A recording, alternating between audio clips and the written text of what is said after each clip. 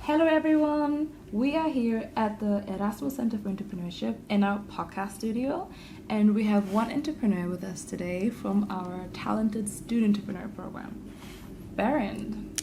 Hi. Hi. How are you doing? I'm doing great. How are you doing? Thank you so much. I'm doing well too. Nice.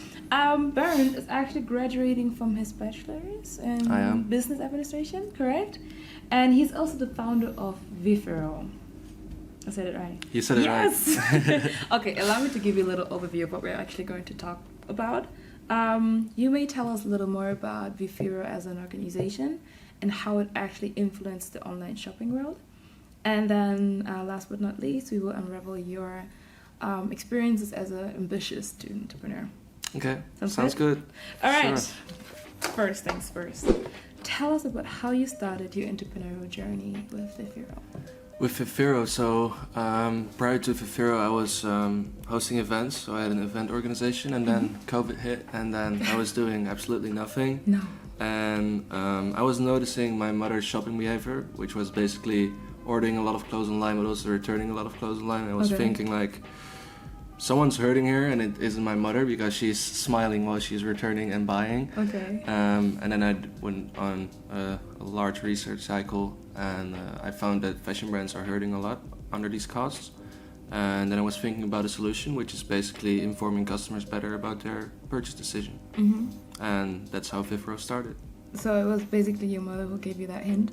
Well, yeah, she didn't give me the hint. I noticed her behavior, but you blame it on my mother. Let's blame it on her. Yeah, let's blame it on her. But when did this all start? Was it already in your high school year or in your bachelor? It was after my high school year. So during high school, I was focusing on these events, and then when COVID hit, which was during my studies, then I went on this journey.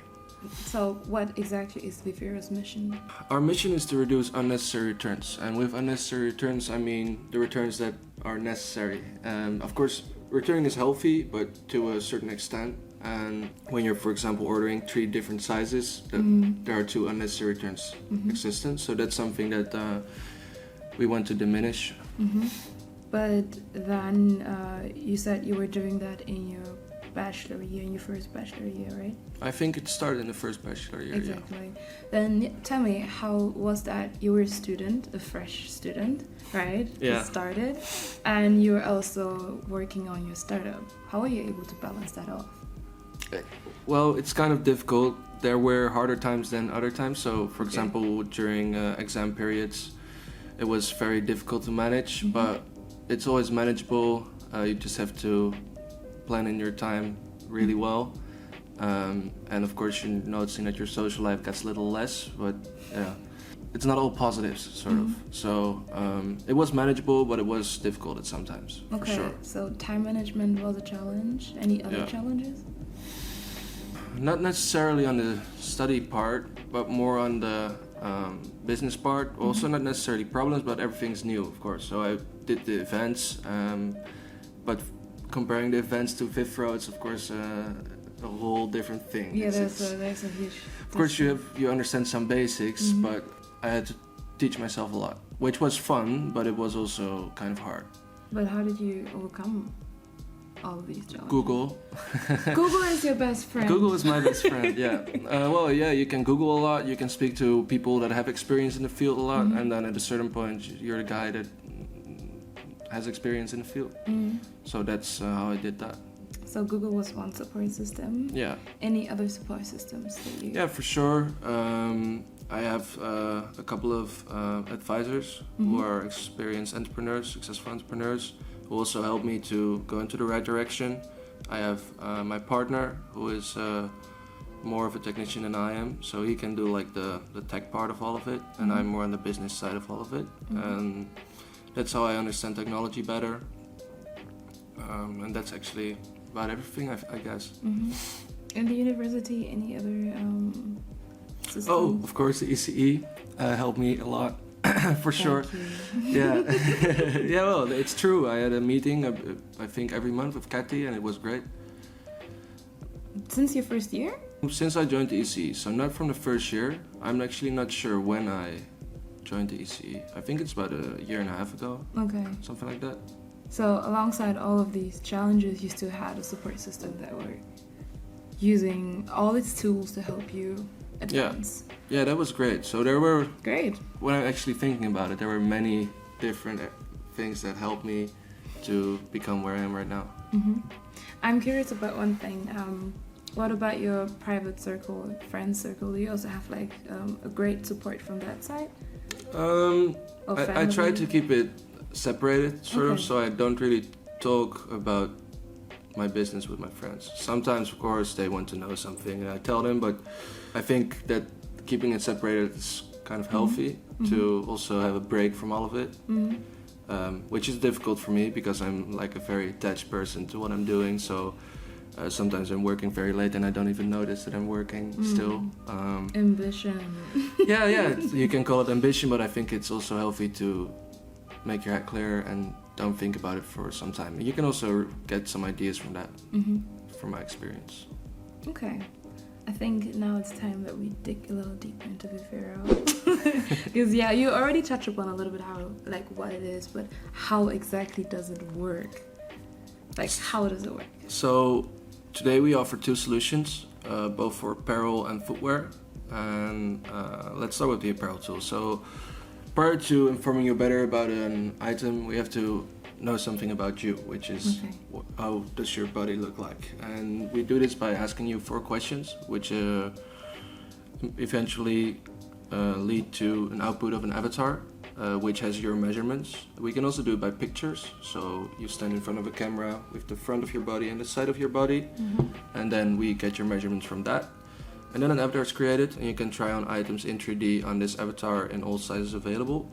And in the future, we want to make it possible to try on these items on yourself. So this avatar should be customized with your face on it and with your skin tone on it. So that is not available just yet? Not yet. So we tested it, and it is possible, but it is in too low quality for commercial purposes right now. It's more like a tool for fun.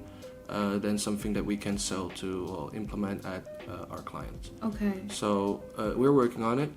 We know that it's possible. We're just not happy with the quality yet. And then regarding the footwear solution, it's basically an augmented reality solution where you point your phone towards your feet, and then you can try on the shoes immediately live. So you can move your feet around, and then the shoe is still on there. I'm also very excited about this. So this is relatively new. Well, actually everything is new, but this one is the newest one that came out recently, and it's going live this Thursday at CCC. It's CCC. It's a big Polish footwear manufacturer, one of the biggest, I believe. So, well, it's quite cool. I'm excited about it. So. So that's what we offer today, and there's still many interesting things that will sort of complement what we're offering right now. Okay, but you don't give it away now, it's fully... Well, I just gave something away. What can I give away more? We're going to footwear solution, so I believe in a sort of balance between style and size, that you need to have both in your fitting solution. So someone wants to know if it fits them, but it also wants to know how it looks on them. So with the footwear solution, we can show you how it looks on you, but we don't know if it can fit on your feet. So we're working on a photogrammetry solution, which basically entails that you drag your phone around your foot, and then it gets your measurements of your foot, and then we know what size you need to buy. Okay, there's a lot of technology behind that. yeah, it's kind of difficult, but also not the essence of it is quite straightforward. Of course, the process of developing it is a tad more difficult. Yeah, that's for your partner. Yeah. Okay, so now you already touched upon how you take the measurements of the users, right? So either through taking pictures, like taking pictures of your front and the back or whatever, and also maybe answering some of the questions for the It's like right? they can choose. So we did a little test. Both, but it's not both. Choose. You can choose. So what do you prefer? You go with the flow. Okay. So what exactly is the added benefit for a user to use the virtual fitting room? Well, of course, we're a business-to-business company, so the primary advantages are laying at the companies that we work with. But for the users, that first. Okay, I can answer that first. So basically, This still reduces returns because we're informing the visitors better of these companies, and it increases conversion because we're increasing the user experience. It's like a more engaging experience because right now we're just looking at a picture of an item and we can't really affiliate ourselves with this picture. And when we can play around with it, try it on in different sizes, the user will be more engaged and sale is more likely to happen. So conversion rates are probably going up as well. For the rest, we're still, so the technology is ready for implementation and we're still figuring out what it exactly does even more than this, but there are some things that I can't discuss right now, but there are more advantages to it than just these two, but these are the primary ones that we've discovered until now. For the B2B side, now for the customer side? For the customer side, it's, well, I'm not sure to what extent the customer, well, it differs from customer to customer, how much they think of returning as a hassle. So how about you try to answer this question for yourself if I were to ask it to you? Well, I would be happy that I wouldn't have to return anymore and that primarily the uncertainty has gone away regarding if it will fit me and if it will look good on me. But then you can also just go to a store to find out. Yeah, but I'm not so much of a... I don't really experience shopping as a lot of fun. I understand that you might, well, think of it as fun. We see that more with women than men. We see that men like to shop quickly and, well, going to a website and ordering some stuff in a couple of minutes, that would be best without uncertainty in the journey, because that could of course diminish the sale. So yeah, I would be happy with it for sure, and I think it's a tool more for men than for women actually. But it's also, of course, for women. It depends. Are you shopping online or are you in store? What do you prefer? What I think, since I've never really tried it myself, I would be maybe first hesitant as to, is it really gonna fit me when I order it? You know, so are the measurements that I actually provide the real if me? It will be, yeah, okay. Right? So this is maybe for me like, I have to try it out first. Yeah, but because it's something new, I would be happy to try it out first and then go with the flow, I guess. Okay. Moving on to one other question that I saw on your LinkedIn, not on your LinkedIn profile per se, but there was something that you mentioned that I would like to ask you. Okay. You said, we also contribute to sustainability because the return percentage will drop significantly. Can you elaborate on that statement a little more? Well, yeah, returns have a certain emission of carbon dioxide. It's on the website what it precisely is. I think it's 2.55 kilograms of carbon dioxide, which is emitted when someone has returned one single package. Not necessarily a lot, but when it happens, maybe 1 million or even, I'm not sure how much is being returned on a yearly basis, but it's probably like in the tens of millions. So multiplying that by 2.55 kilograms of CO2 is a lot of CO2, which can be decreased by a hefty number, I think. So that's why we're contributing to sustainability as a whole. Nice. I think it can be a very good added value to also attract customers who are very aware of these things. Definitely, yeah. All right, moving on. Do you think that Vifiro can be fitting to other industries other than e-commerce? We thought about fitness, so that we can track how your body changes over time when you're working out. But it's just something that's been circling around in my head. We haven't really talked to a possible customer for that or anything. But it will be quite easy to deploy. But we're just focusing on fashion right now. Okay. So we might jump in that space in the future, but for now, it's not something that we're doing on the short term. Then how has it been going so far with Vifiro? It's been going quite well. So I've been doing this for something like 3 years right now. And now it's getting off the ground, everything.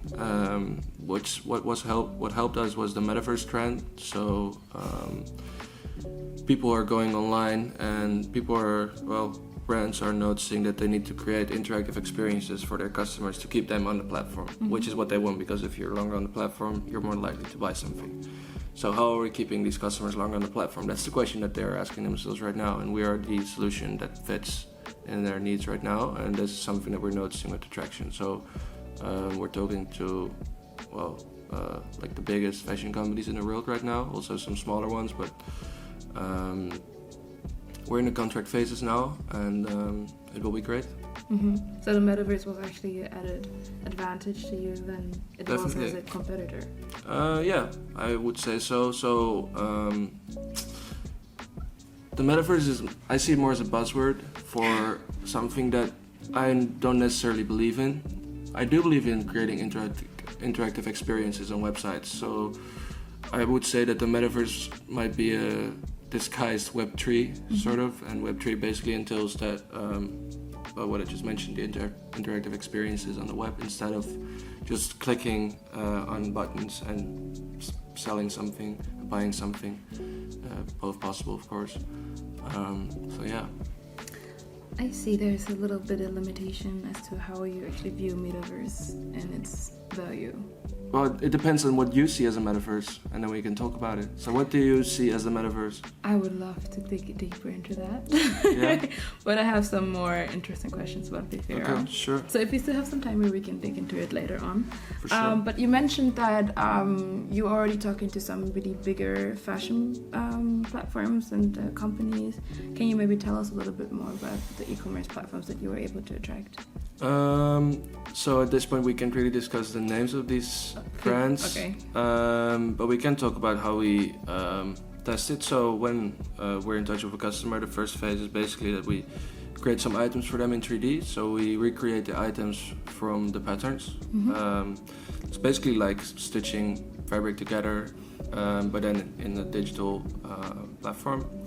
And then we enable the try-on for these items on the avatars, and then they can see how it looks like. So there's mostly 2 or 3 items, and then when they are happy about the quality, then we test it with maybe 30 items, 40 items, 50 items. We A/B test it, and then we can really see, okay, this is doing it the following for your brand, for your revenue, and if it's positive, which it mostly is, then we're going live, and then with the entire catalog. So that's like the workflow that we're doing right now, and we are talking to, I think it's about 12 companies, and they're all in this sort of cycle. Are these all national companies or also? International companies. All of them actually. Yeah, all of them. I think that sounds amazing. Thanks. Yeah, it's been difficult because of course this has been happening, I think, the past 5 months. So these are long conversations, but the years before that it was very difficult to get contacts in the field. And I really think that the metaverse trend has helped to move brands to, well, at least being interested in offering a virtual try-on. It's very interesting, all of this. Thanks. Okay, I have one last question for this section. Do you actually believe that Vifiro may indirectly influence customer sense of reality?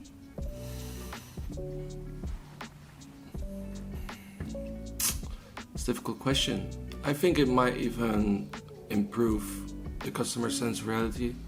So when you're shopping right now, you're looking at these items on models, primarily thin girls who are like not realistically beautiful or thin. And when you're trying on these items on yourself, your sense of reality gets closer to you, I guess. Right? Yeah. I think so. I'm not really sure of another explanation for it. Because we actually take yourself as a model, not as the model that is being, displayed on actually all of these websites. Exactly. Interesting. Yeah, this was just a question that popped up in my head because I was like, okay, at the end of the day, it's still me who's indicating these measurements, but if I want them to actually fit me, I should be as authentic as possible. Yeah, that's true. Okay.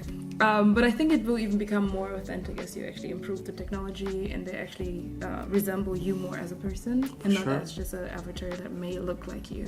That will help. Yeah, no, it looks like you, like in terms of but shapes. You said the face will also come on at some point, right? Yeah, sure. Then like we get the texture in, but at this point the shapes and the measurements of the avatars are yours, and we just want to enhance this personalization to you seeing yourself on this avatar. But that's something for the future, hopefully the near future. I'm curious. I actually want to find out how my avatar looks like. You can try it out already. Our demo is live. Yeah, we should do that right after. Yeah, we can do it right after. Now, how about a little bit of you as a student entrepreneur? This is our very last category. Yeah.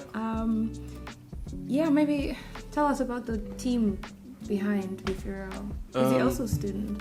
Sorry? Is he also a student? No, he's not a student. He's been, he has already had, I think, 2 successful businesses.